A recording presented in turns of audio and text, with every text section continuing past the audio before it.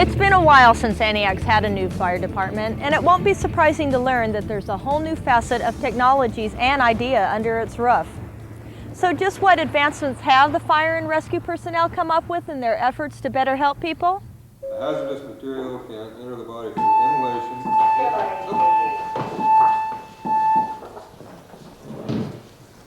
This dramatization shows that the kitchen, day room, and bedrooms all funnel down 1/4, past the printed dispatch with address and incident intact. Then it's right out the door to the truck without ever backtracking. This new design has shown how quick and efficiently a fire crew can depart from the station.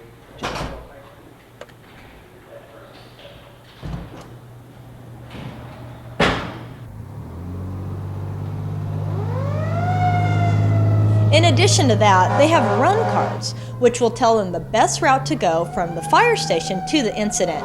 It even includes where the fire hydrants are located. In case the department needs further information, they have direct contact to the dispatcher right at their fingertips. This building is built to essential services and requirements. It can withstand an earthquake better than any house. It has a generator so it can provide power if there is disaster in the area, and the station can also be used as a refuge for the citizens. The station also has its own gas pumps with diesel and gasoline available. Now, how long have you been a firefighter? Almost 25 years. 25 October's years? going to be 25 years. Really? Right. And this is something that you'd always wanted to do, or? Right. Well, actually, I was a mechanic for a while, and I worked across the street from a fire station in Richmond. And that got me interested, so I started taking some classes, and I got hired in 1971 with the city of Antioch. And it must have worked out for you, huh? Oh yeah, worked out well. They moved into the station house March 1st from their temporary location of 6 years, while the new station was being planned and built. We're proud of this, and this is our first new station in Antioch since 1972. 72 was on Gentrytown and Buchanan. That's Station 83, and that was built in 1972. The department has changed over the past 24 years, and technology has followed suit. So we have another detail here. Yeah, this is our turnout storage locker. That's something we designed here in our own fire district.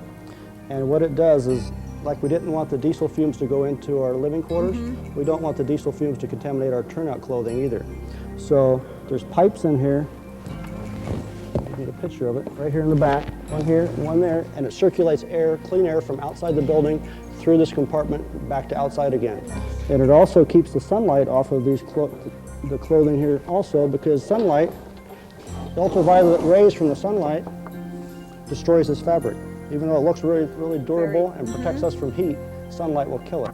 Even the apparatus room is set up to exhaust the diesel fumes out of harm's way. That way, the fire crew doesn't inhale lingering invisible fumes. All right, we have something more special things to show here. Right, this building has a lot of systems in it that you really don't notice when you walk through it. And this system here is a ventilation system for our apparatus room.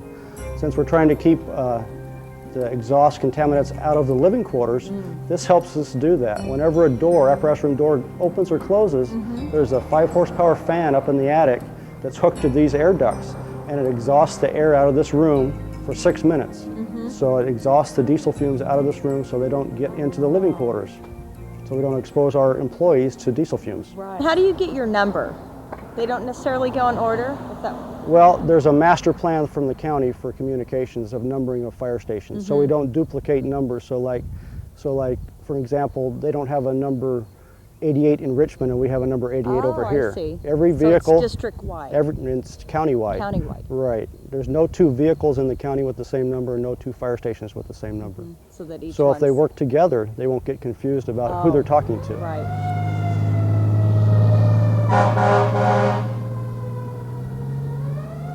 This is a commercial washing machine, and it's the first one, I believe it's the first one in the county. It's the first one to our fire district, and it's designed to wash our turnout clothing.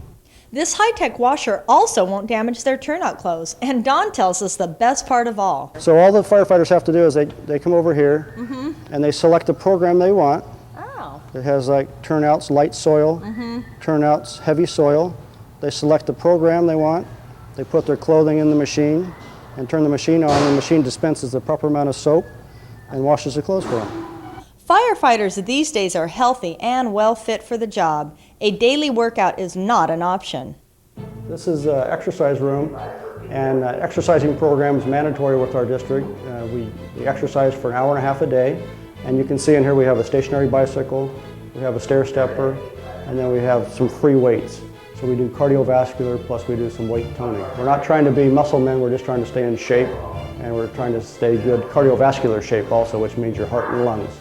And like I said, all these pieces of equipment standard to all the stations in the fire district. And this station, Station 88, is a prototype for all the stations in the county being built now From and now also on? in the future, right. Oh, really? And we just broke ground on Station 3 that's in Walnut Creek by Rossmore, and it's going to be the same floor plan as this station. Another new upgrade is the demise of the traditional dormitory. Now, every firefighter has their own room to sleep in after their shift. Because there are 3 different shifts, there are 3 beds per room. One for the A shift, B shift, and for the C shift. Now, one of the first things I noticed driving up is that your home looks like the rest of the neighborhood, except for, I guess, bigger garage doors. Right. Now, that's done, obviously, on purpose? On purpose. It's supposed to blend in with the community so we don't look like an eyesore in the community. We're supposed to blend in. We're trying to be good neighbors here. Yeah. And you can see that we have the same roof style as the houses around here, and the same tile. The main difference is we have a bigger garage to park our vehicle. Exactly. Since the fire crew spend 56 hours a week here, a home-style atmosphere was important in the design. The kitchen is fully equipped with refrigerator and microwave, and the living room, which is called a day room, is comfortable too.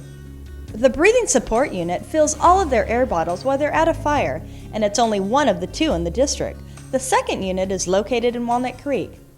Most of the calls are dispatched to fire departments aren't fire-related at all. As a matter of fact, most calls are medical emergencies.